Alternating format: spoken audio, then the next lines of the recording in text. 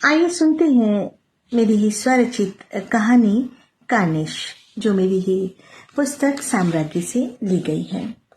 Cornish कमरे के बाहर जो बरामदा होता है उसके ऊपर की पतली छज्जे को कहते हैं। और ये कार्निश कहानी है एक ऐसी स्त्री की जिसका मिसकैरेज होता है और वर्षों बीत जाने के बाद भी वो उस दुख को, उस अपने अंदर के जो मां न बन पाने की उसकी मनोदशा होती है, उसको वो अपने अंदर दबाए रहती है। और ये मनोभाव इस कहानी में कैसे प्रकट होते हैं, इसे आप सुनिए। आंगन में छज्जे पर कबूतरों ने घोंसला बना रखा है। इनका हर साल का है, घोंसले बनाना, अंडे देना। वो पतली सी कार्निश पर कोने में बैठे गुटुरगू करते अजीब सी ध्वनि, उसे नहीं पता वह उनका आपस में प्रणय निवेदन हुआ करती है या आम पति पत्नी की तरह क्लेश निमंत्रण। फिलहाल ये उसका काम तो बढ़ा ही देते हैं। सारे दिन कमरे से बाहर निकलकर इनको उड़ाने की असफल कोशिश, बिखरे हुए तिनकों के साथ पिचपिचाते बीट की सफाई। घर में झाड़ू पटका करने आने वाली महरी भी उसकी इस दशा के खूब मजे लेती है। का भाभी, जब देखा तो आप भी झाड़ू में, आंगना में बुहारत लगे रहत हो। अरे ई तो उड़े वाला प्राणी बा, आज हिया बने हैं, कल कोनो और दुआरे तक केहर केहर बटोरत रहबो। और वो उसकी बात को सुनकर और चिढ़ जाती। उसका प्रयास प्रत्येक वर्ष चूहे बिल्ली के खेल के समान ही तो प्रतीत होता था और जीत अंततः उन्हीं की होती, कबूतरों की। और एक सुबह जब वह उठी तो घोंसला तैयार था। उसके भरसक यह प्रयास करने के बावजूद कि इस कार्निश पर कबूतर अपना घोंसला न बनाए, आज घोंसला तैयार था। तिनके तिनके जमा कर एक अदद घर और उसमें बैठी कबूतरी, जो खुशखबरी की सूचना शायद सबसे पहले उसे ही देना चाह रही थी।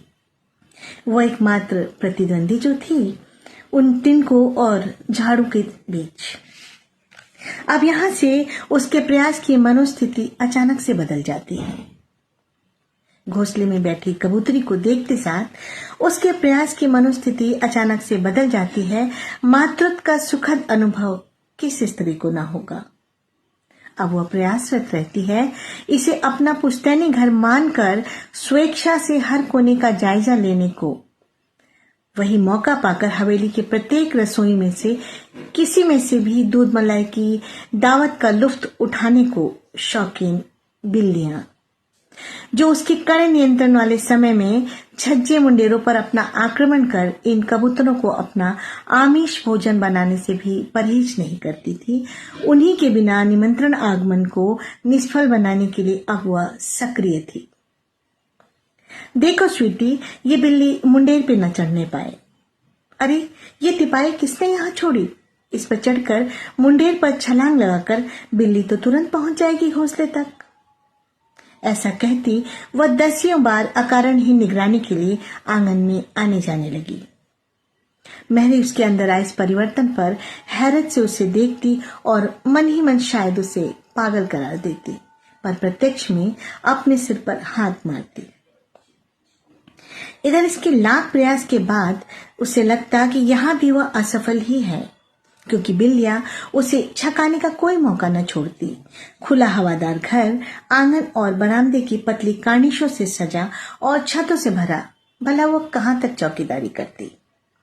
इधर कबूतरों का जोड़ा आंगन की गतिविधियों से निर्विघ्न, मौसमों के रुख से बेफिक्र अपनी ही सृष्टि निर्माण में मग्न था।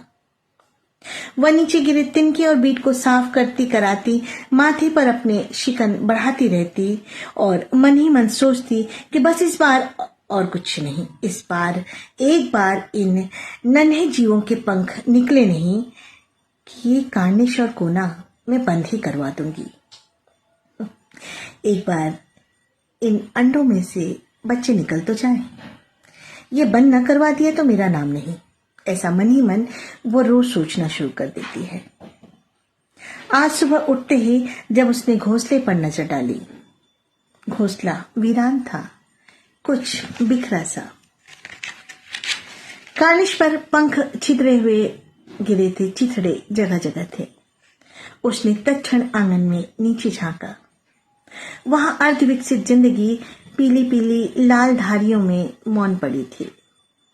अपने ही रैन बसेरे के तिनकों की चिता सजाकर सदगति का इंतजार करती सी। उफ, उसके सामने अचानक ही कोई विस्मृत दृश्य उभर आया। जीवन मृत्यु चक्र में अदृश्य हुए किसी अजन्मे के स्पंदनहीन धड़कन सा। मन का कोई कोना अचानक से करा उठा, जैसे कोई घाव कुरेद दिया हो किसी ने। जाने क्यों स्टोर रूम के दरवाजे के पीछे अगले घोंसले की तैयारी में विघ्न डालने के उद्देश्य से संभाल कर रखा डंडा निकाला उसने। आजा, ओ आ तो आ ही जा दो तू। गुस्से में पागल हुई वह बिल्लियों को मार ही डालना चाहती थी। शायद कोई पुराना बदला दिल स्वयं से चाहता हो, कोई दबा सा आक्रोश जो इस अधूरे मातृत्व का दोषी था। अब महरी शायद उसकी मनोस्थिति समझ रही थी। कुछ वो जो बीत गया था लंबा अरसा हुए, फिर भी आज भी मन के किसी कोने में शायद वह फांस कभी निकल ही नहीं पाई। एक अजन्मी लाल पीली धारियों में ऐसी ही लकीरों सी बहती हुई। उसने बिना कुछ बोले एक कटोरे में दूध लाकर आंगन के कोने में रख दिया, ठीक मुंडेर के नीचे।